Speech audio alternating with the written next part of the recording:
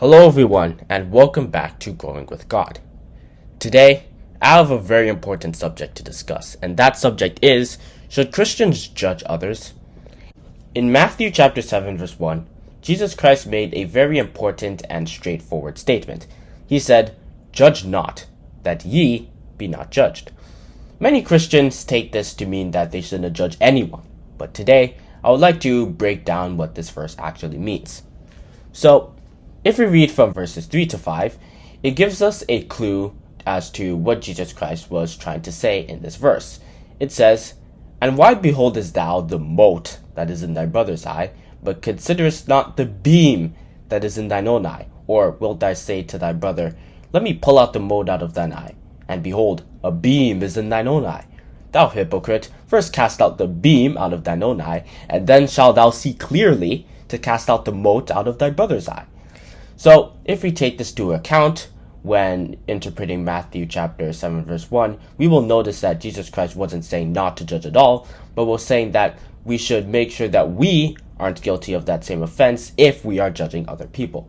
St. Paul, with the same knowledge, said in Romans chapter 2 verses 21 to 23, "Thou therefore which teachest another, teachest thou not thyself?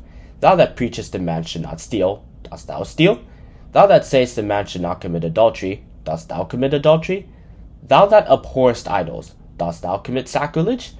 Thou that makest thy boast of the law, though breaking the law, dishonorest thou God?"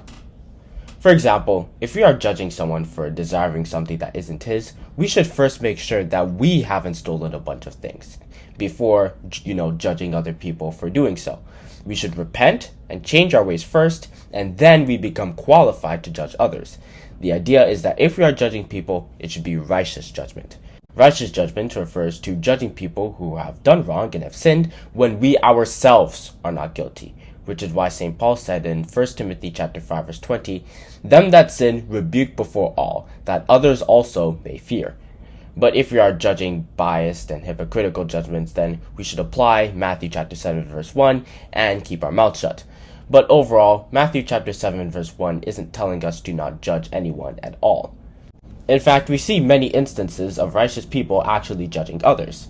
For example, in Matthew chapter 21 verses 12 to 13, we see that Jesus Christ saw people running businesses in the temple, even though it was supposed to be a holy place where money wasn't really a main focus. So, in order to set them straight, the same Jesus Christ, who allegedly told us to never judge others, judged them for what they did, and drove all of them out of the temple.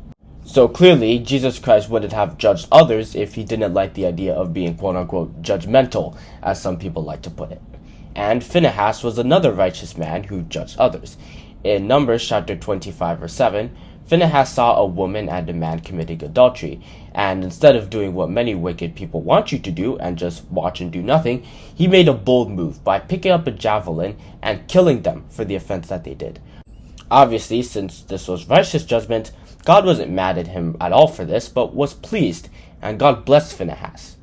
So, the message that we should draw from this is that, yes, Christians should judge others if they are in the wrong. Matthew chapter 7 verse 1 is saying that before we judge others, we should be careful to make sure that we are not guilty of the same offense before we judge them.